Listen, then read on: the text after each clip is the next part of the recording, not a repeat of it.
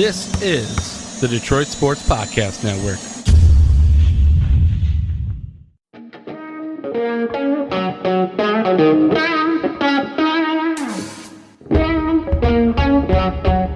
The biggest icon in podcasting.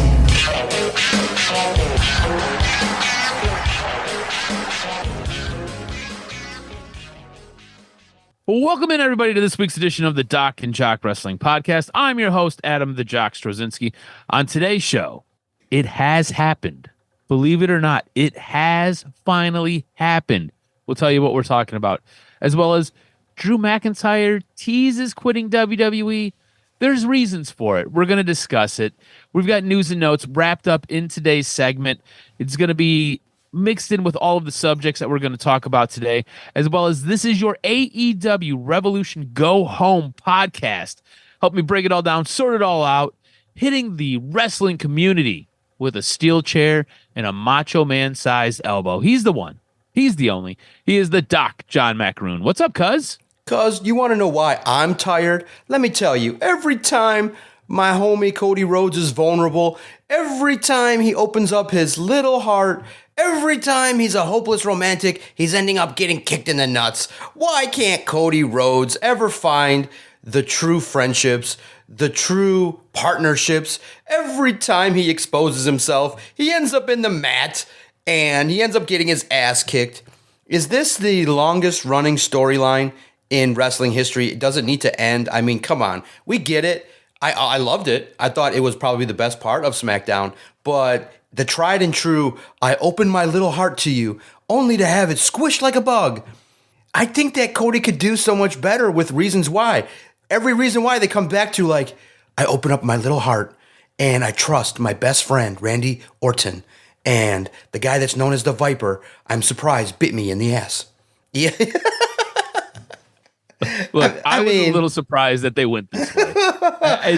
It kind of felt like Cody Rhodes was setting the stage to turn heel, or at least setting the stage to not be a white meat baby face. And what you get is you get rinse and repeat. Yeah. At this moment in time, I'm going to blame WWE Creative and I'm going to blame Cody Rhodes.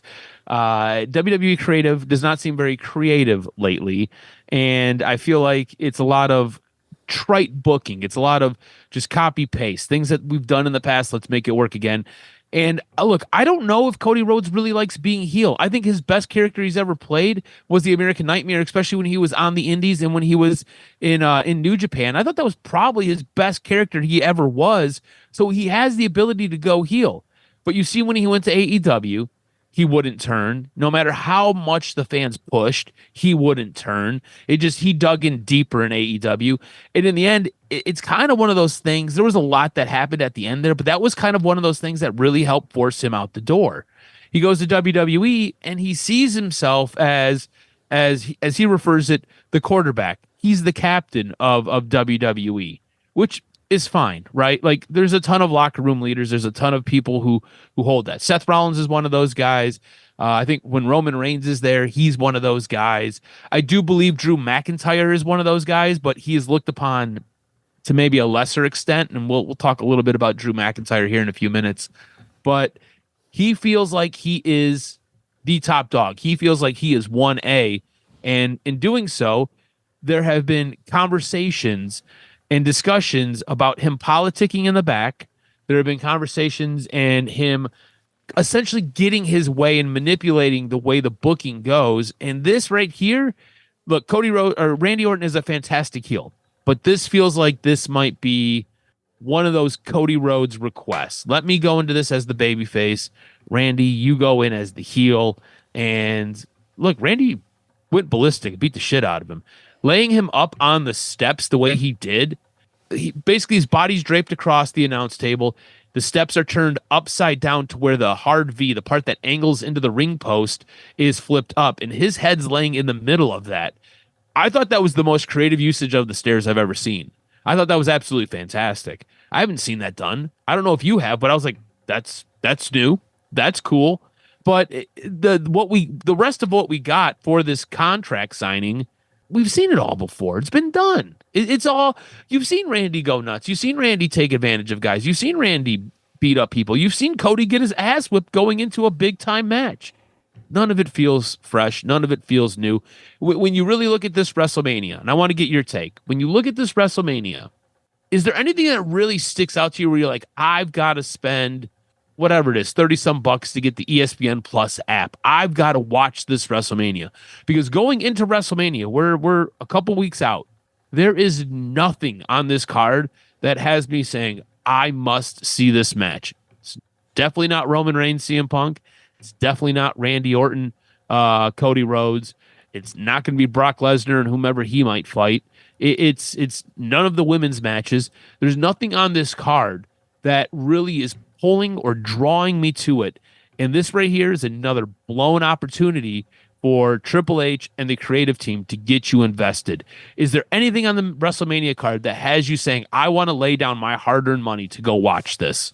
Yeah, no, what you're saying is that this might be the WrestleMania where the names that are presented we want to see, but the stories, the way in which they're getting there isn't any unique way. Like, it's the tried and true bad guy versus good guy. I want to screw you. You want to screw me. I want your title. I want to defend my title. There's nothing really creative in the manner in which they're getting there. And that's what stinks, is that you would think now in 2026, with all the advancements in writing, creativity, but I think that's part of the reason why maybe when you have non-hardcore marks in a creative room, they're just doing the tried and true television reasons. The good versus the bad. The I want what you got kind of thing. And so for me, I'm just looking at it like from your perspective of, we've seen it before, done it again. I just want to see who wins and where they go from it. But yeah, you're right. How could they have done it differently is just end it the way it is. Nice bro hug. Everybody puts their hands up in the air and Randy and Cody cheer. And then you could have just did the same thing at WrestleMania, where it's real simple, cuz it's like you actually didn't even have to build it. It's Randy and Cody. They're good guys. They both cheer. A lot of respect. They can tell stories of their families. I mean, you could do a vignette with Bob Orton and Dusty Rhodes. I mean, first of all, I think that nobody maybe even interjected the idea of, let's not tell a story until WrestleMania. And the story is mutual respect. The build is mutual respect. Then Cody beats Randy, and it's a hard-fought, tough match, and it's a great legendary match. And Cody picks up the mic, and everybody's feeling happy. And he's like, Randy, I always knew you were my best opponent. I feel like I test myself against you. And to be able to be victorious today, it just means a lot, and it really just highlights how much respect I have for you. To be the man, you got to beat the man, and I've always felt you were the man. And Randy with a little tear in his eye, and their arms up in the air, boom! He kicks him in the nuts and power bombs him. And then you could tell the story for another 2 months, and then Randy could just look at it and say, "I don't need your shit," and just walk off. And now you have another 2 months of, oh my God, Randy, what happened? Were you jealous? Why would you do that? And then you could build it through, what do you know? Something called backlash. So that's why I think that you basically, in essence, with this feud, you blew your wad early. Yeah, and look, I'll be honest with you. I like the way you booked that, just spitballing in, 3 minutes? Right. That version better than what we're getting on WWE programming. And that's part of the issue. And look, Cody comes off of a week where he ends up beating Drew McIntyre, right? And there's a lot of conversation about what took place and what led to Cody beating Drew. Now, we told you last week that WWE really wants Cody Randy. They feel like that's the money match. Drew McIntyre has been very vocal about a lot of things regarding this upcoming match at WrestleMania. He thought up until he found out on Friday, at least this is how the story goes, that he was still in that match in WrestleMania. He wasn't sure if it was going to be a multi-man match or if it was going to be one-on-one, him versus Randy or whatever. But he thought his position was pretty secured. His thought process was, and this is why I think they did this weak-ass tease of him quitting on WWE only to come back and attack Jacob Fatu. He's going to be leaving WWE for a little bit. He's going to be part of the new Highlander movie that's coming out. So he's going to be taking quite a bit of time off. He did an interview where he essentially said, look, I'm going to be part of this match. I don't know if I'm going to lay the belt down in this match. It would kind of make sense if I did. or it would be very, very shortly thereafter we got through WrestleMania because I'm taking time off. I'm going away. I'm going to end up going to film this movie. So his thought process was, I'm in the seat for WrestleMania. I've got this belt.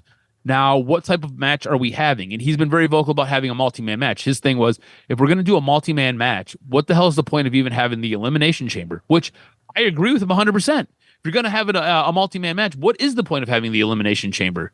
And it was teased whether it be Drew and Randy, and then you add Cody in, then you add Jacob in, and then you possibly add Sami Zayn in. It could have been a 5-way match for his belt. And he was like, what are we doing with this? Why would we end up doing this? And it sounds like Cody knew that he was getting the belt put back on him before Drew ever knew that he was out of the seat at WrestleMania. And that's why there's a lot of conversation about Cody Rhodes politicking in the background to have certain things done, to get certain matches laid out certain ways, and to have certain tidbits for his character. And maybe this was part of some of the stuff that was going on in AEW, which a lot of the guys didn't like. I would have to really go back and relive some of that and try to remember some of that. But it sounds like there's a lot going on with creative that we're not seeing on television. And it sounds like it has a lot to do with the wrestlers. So Drew McIntyre kind of got, I don't want to say screwed, but he got removed and was never really part of the conversation. Never really knew that he was dropping his belt. So him teasing he's quitting WWE, me knowing that information, I was like, oh, that's really interesting. He ends up coming back and he beats up Jacob Fatu at the end of the match. And to me, if you're looking to add another match to WrestleMania, this is the way to do it. But I like them teasing him quitting WWE more than them adding another match to a WrestleMania card that I'm already not interested in. I would have much rather of Drew McIntyre said, I quit, and then we don't see Drew for months, 2, 3, whatever it is. And then randomly things start happening and you're like, what is going on? And you get little tidbits, you get little breadcrumbs, and you start to piece together that Drew McIntyre is back and he's coming back for his title.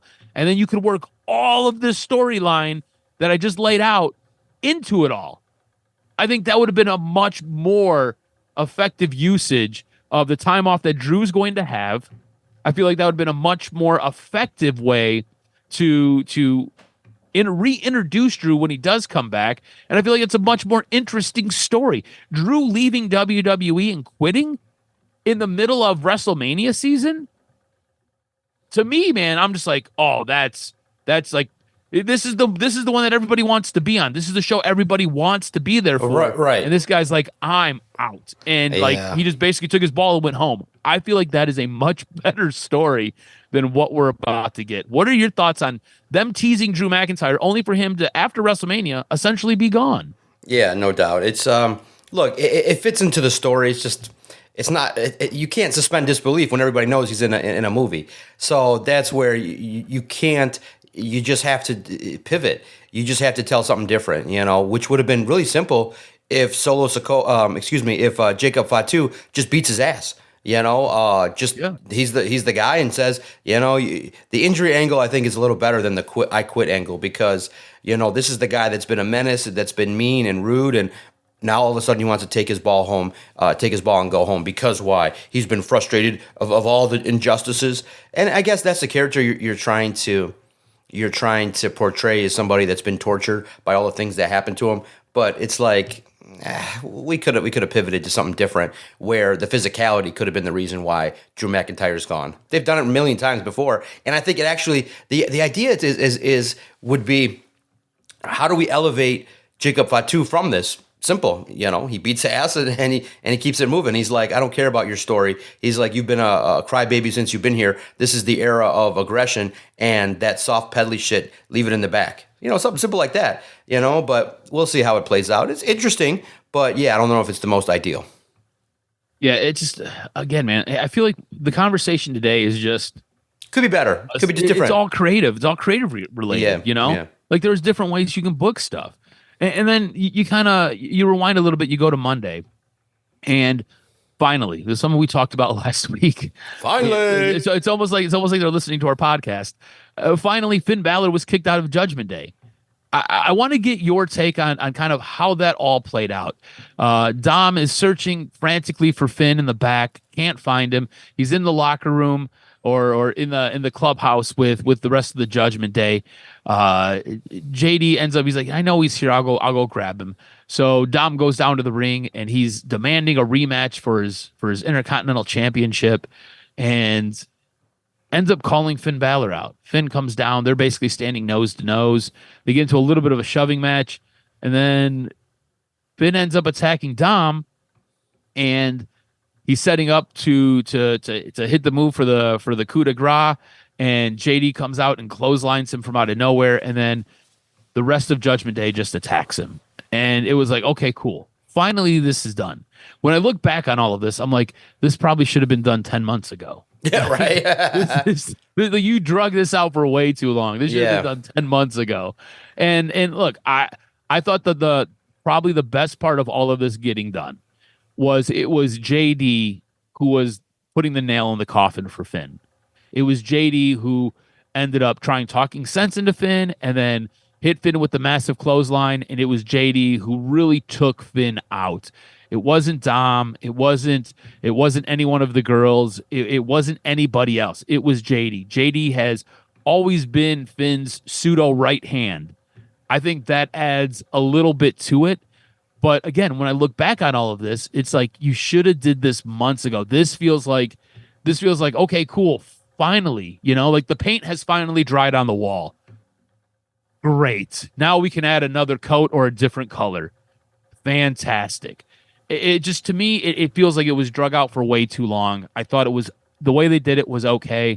I thought the best part of it was JD McDonough being the one who really executed Finn Balor and all of this. What were your thoughts on how Finn was removed, and did it just, was it finally enough's enough and it was just time?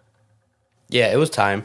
And look, it's a good story to tell. And also, too, this is an opportunity to elevate JD McDonough. That's what has to happen. And so, yeah, you're right. They just dragged this out far too long. But it was a good reason. Like, hey, this is my family. This is what I care about.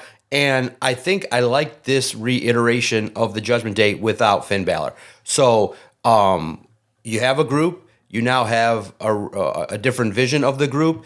And as long as, Dom, Liv, Raquel, and JD McDonough can get themselves over, this group can continue. But yeah, the addition of Finn Balor was interesting because I don't know it ever got anywhere. And that's what sucks, is that, okay, Finn Balor was in the group, but in the end, what everyone's going to remember is the group brought down Finn Balor. And that's something he's got to address. He's got to be like, you know what? I thought this group could take over. He's got to bring it up. That I thought this group could be something special, but in the end, all I found out was you guys are a bunch of, you could bring it up to the thing. You guys are a bunch of social media whores. All you want to do is get yourselves on camera and get over. You guys aren't about nothing. You're a house of cards, and that's why everybody leaves you, and shit like that, just to nitpick with the group. So you can bring all that stuff up and make it interesting, but yeah, it should have been a story that they should have been moving on from kicking out Dom at this point in time at WrestleMania, sure. So, but I get your point. So I guess the follow-up to this is, what happens next for Finn? Like, what do we do with Finn? I could see Finn and Dom working together. I could see Finn and JD working together. Perfect, yeah. But Finn Dom WrestleMania is great. Finn Dom WrestleMania is great. But in the grand scheme of things, I view Finn as a world title guy. He should be a main event guy. Yeah. Yeah, he goes back up the ladder. He doesn't have that feel to him anymore. He feels like a rusty bucket. Right, but that's what it is. You start at the bottom and you go, all right, and you go Dom, then you go feud with Penta. Maybe you win the feud with Penta, and back and forth with Penta for a little bit, and then get into the world title picture with whoever it is next. I hope you're right, because I feel like Finn Balor deserves so much. Oh my God, yeah. And I do think he'll have. I think the later end of 2026 will be the year of Finn Balor. Fingers crossed. As far as WWE goes, anything else that really caught your eye? Are you intrigued in who might answer Brock Lesnar's open challenge? Do you think it'll be Obafemi? Do you think it'll be, right now I believe they have it penciled in as LA Knight, unless Braun Breaker comes back. If Braun Breaker comes back, it's probably Seth Rollins, unless Braun Breaker comes back. If it's Braun Breaker comes back, it'll be Seth and Braun. Then it'll be LA Knight. Or I know at Royal Rumble they teased Obafemi, but he's just been doing weird squash matches. I don't Yeah, really no, know what the hell's going on with him. yeah, it has to be Obafemi. People want to see it, but the problem is going to be, I think we're hearing whispers that Brock doesn't want to lose, so that's going to be a problem because Brock has to lose. So it'll be a fascinating look at what happens. Would you, just real quick, would you be okay if it was Gunther?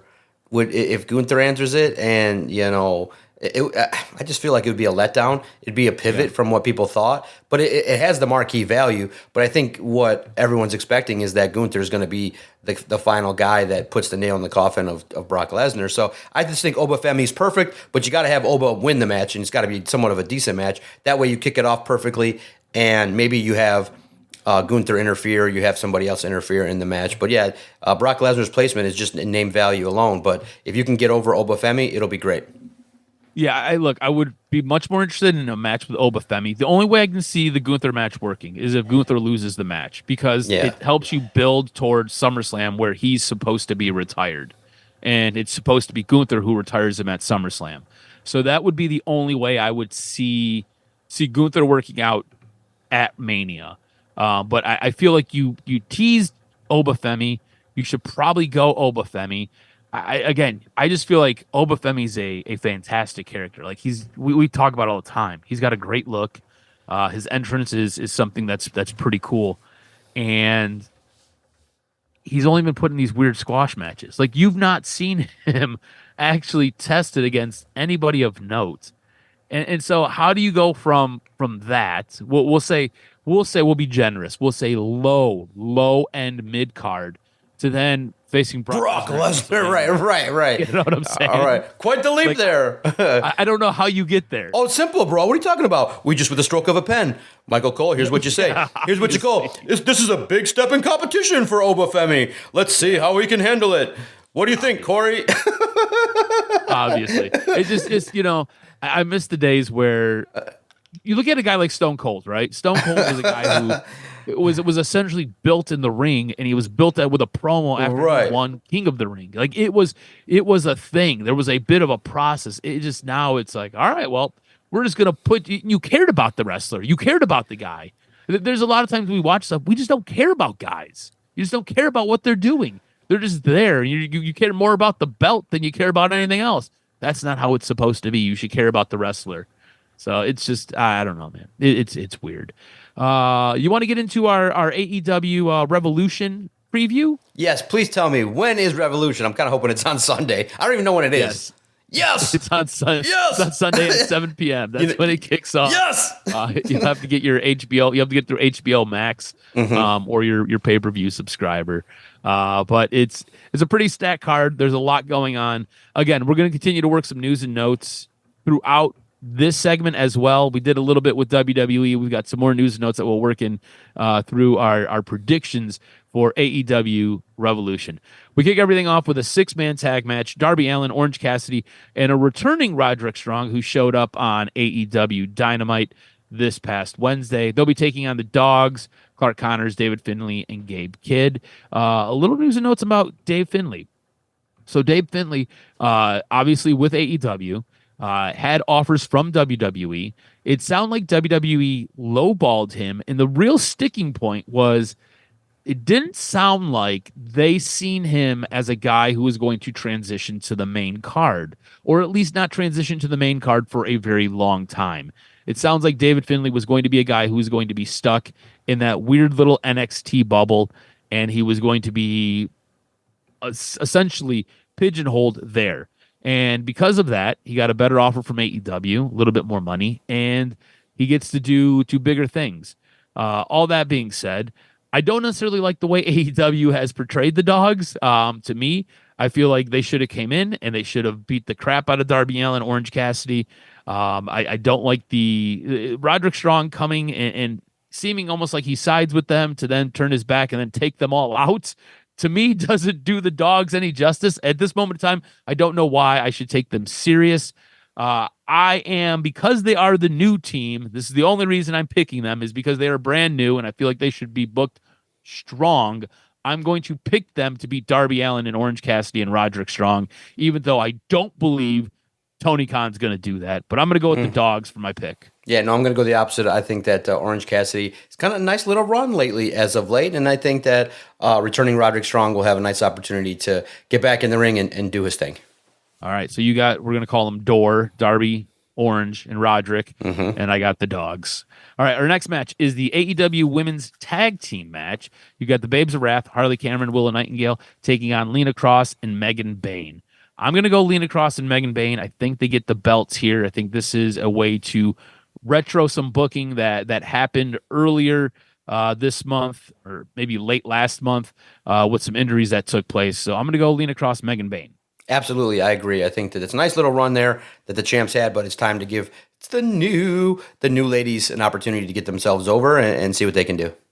All right, we've got a singles match: Toni Storm versus Marina Shafir. Now, there's a stipulation for this match. Everyone is banned from ringside for Toni Storm in the Marina Shafir match. That means nobody can come out. So nobody from the conglomeration. You can't have anybody come out from Marina Shafir's gang. You can't have any other women come out and interfere. It's Toni Storm, Marina Shafir. Does Marina Shafir pick up arguably the biggest win of her career here? No, I think Toni Storm is somebody that I want to keep seeing elevated, and I think that she peaked obviously last year, but this year's been a little bit slower. But I think Toni Storm should go over in this match.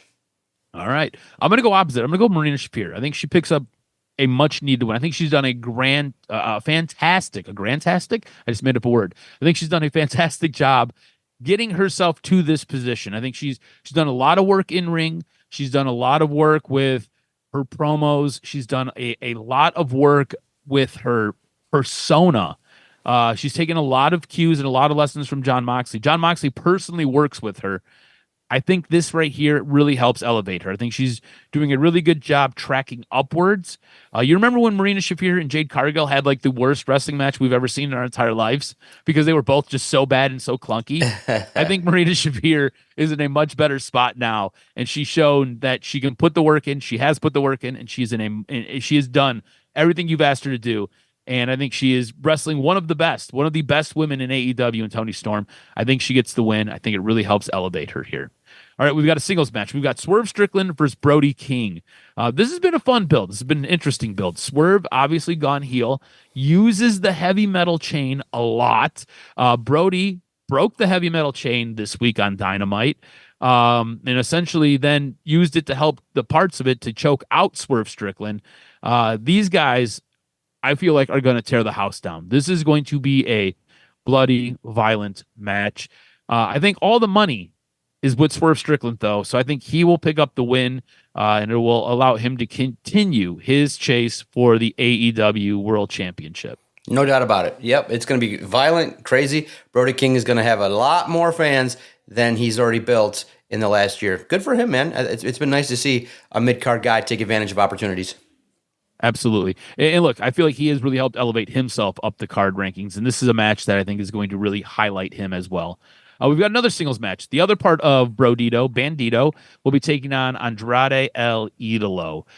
Does Brodito pick up any wins, or does Andrade come away with a big win for the Don Callis family? It has to be Andrade, man. Come on now. Wins and losses matter. He's a guy that's getting pushed. Give me Andrade, baby. Yeah, I'm going to go Andrade as well. I think he's a guy he's a marquee name. Yeah, you can build him up, yes. And believable. Exactly. And he was a guy who not too shortly ago, before this match, was very much in discussion and in line for that AEW World Championship. So I think he is, like I said, marquee name, gets a big win, and gets to continue his climb up the ladder. Speaking of the Don Callis family, we've got a World Trios match. You got Okada, Kyle Fletcher, and Mark Davis taking on the likes of Jet Speed, Mike Bailey, and Kevin Knight, and Mystico.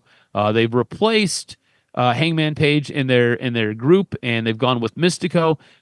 Does Jet Speed get their titles back? I think the Don Callis family retains those belts. Agree, but it's gonna be crazy to see what high spot will Speedball Bailey try to accomplish. But yeah, give me the trios champs retaining. All right. We've got our AEW World Tag Team title match. FTR, the defending champs, with Stokely. Cash Wheeler and Dax Harwood will be taking on the Young Bucks, Matt Jackson and Nick Jackson. I think the Bucks win this. I think the Bucks get the belts. I think you can do some things with Stokely being involved, but I think in the end, it's the Bucks who get the belts. I think I mean, it makes sense, but FTR's title reign just really started, so I think that there's a value in them retaining and maybe kicking off the next feud with the Young Bucks with whoever interferes or whatever the reason is, or you have another opportunity for another match. So give me FTR. Okay. We've got our AEW Continental title. No time limit on this match. John Moxley defending his championship against Takeshita. Interesting part of Dynamite, there was a tag match where both these guys were involved.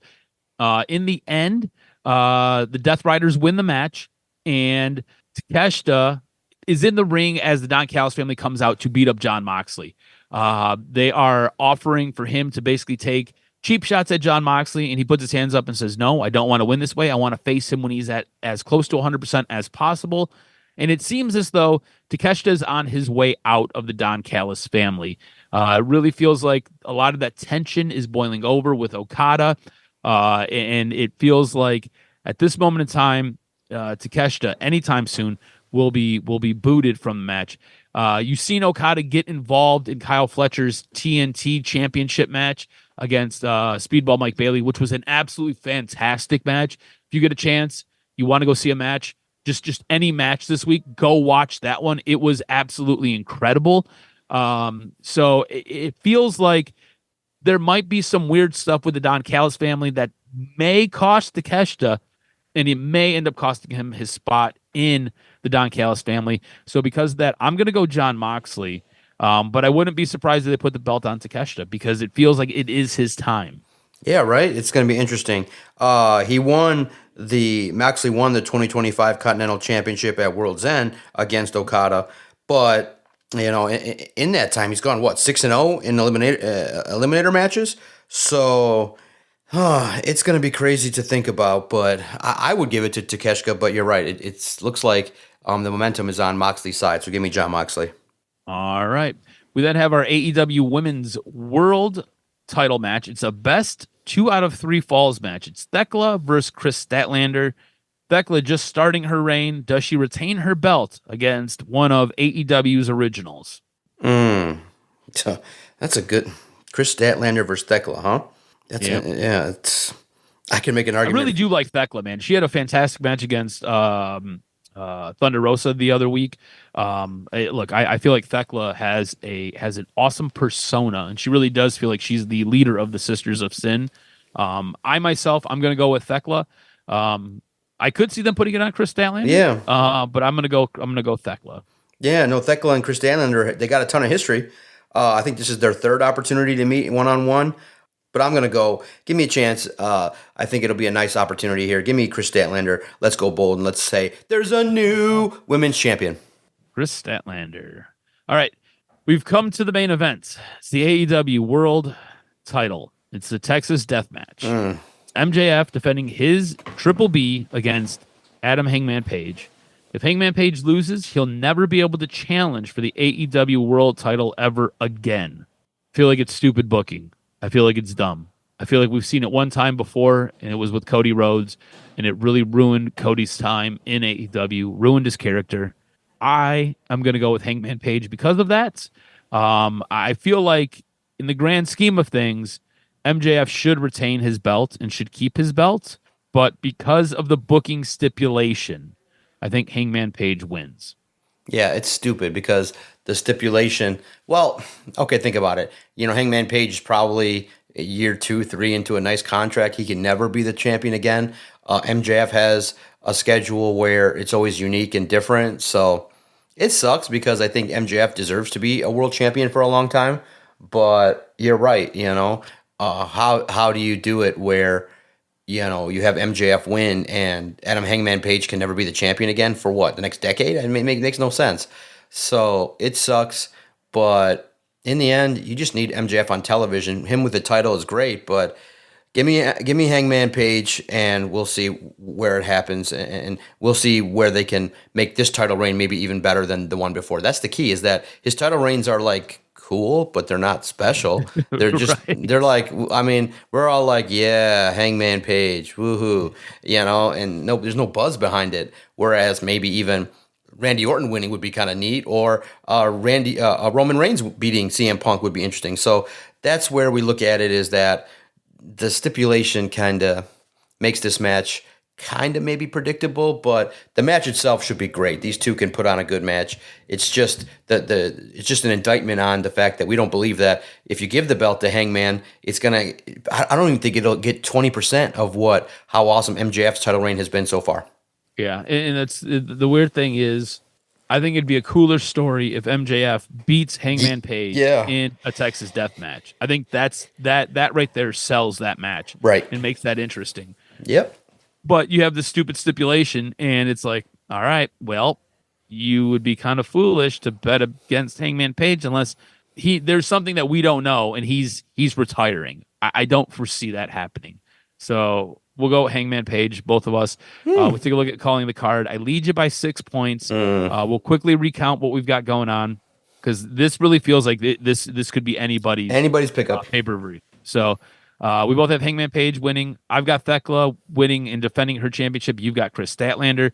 We both have Jon Moxley coming away with his AEW Continental title. You've got FTR. I've got the Young Bucks winning the tag titles. We both have the Don Callis family retaining their trios titles. We both have Andrade beating Bandito. We both have Swerve Strickland beating Brody King. You've got Tony Storm beating Mina Shafir. I've got Mina Shafir beating Tony Storm. We both have a new women's tag title holders. Lena Cross and Megan Bain get those off of the Babes of Wrath. And then you've got Darby Allin, Orange Cassidy, Roderick Strong beating the Dogs. I've got the Dogs. AEW Revolution takes place this Sunday at 7. When we go, we take a look. You can only watch one show this week. One show. What show are you watching this week?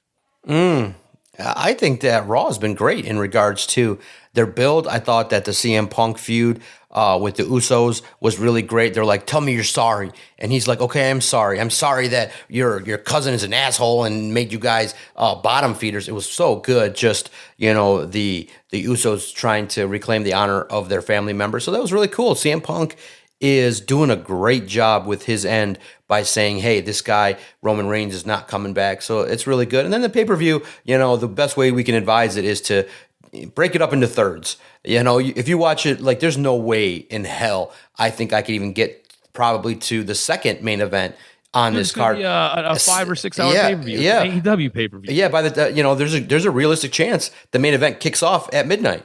I'll be long sleeping by then. So break it up into thirds, 3 matches at a time. I think that's what I'm going to do. 3 matches at a time, hour and a half segments, and get your little nuggets of information from AEW. But yeah, SmackDown's too long. The 3 hours is not. It was back and forth. It kicked off strong, but no, SmackDown needs to be a 2-hour show. It's not enough. It's boring, and I think that Raw has done enough job with 2.5 hours. Has made it interesting, and then I can honestly say that I'm enjoying the Penta Intercontinental title reign to start. So, in my opinion, Raw is something every week you can check in, and it'll help you enjoy your build to WrestleMania. Make sure you follow Adam on X at AdamRSTROZ. Follow us at Detroit Podcast. Let us know anything that you've been thinking. A lot of good stuff going on. And if you so happen to be into AI photos, there is now multiple Stephanie McMahon AI accounts that are just, I shared it with the boys. I'm like, if this is what AI is going to do in the future, I'm all for it. They're like just taking her photos and just manipulating them in a way to make her look as an amazing 49-year-old lady. And it is fun to go online and see what people are doing. Y'all are sick out there, but you know what? In the name of creativity, we'll allow it. Let's go. I can't wait for the next episode of Doc and Jock Wrestling Podcast, where we will break down everything that happened at Revolution. Cause good weekend. Let's go. It's going to be a fun time this week in the world of wrestling. Let's go. Let's talk next week.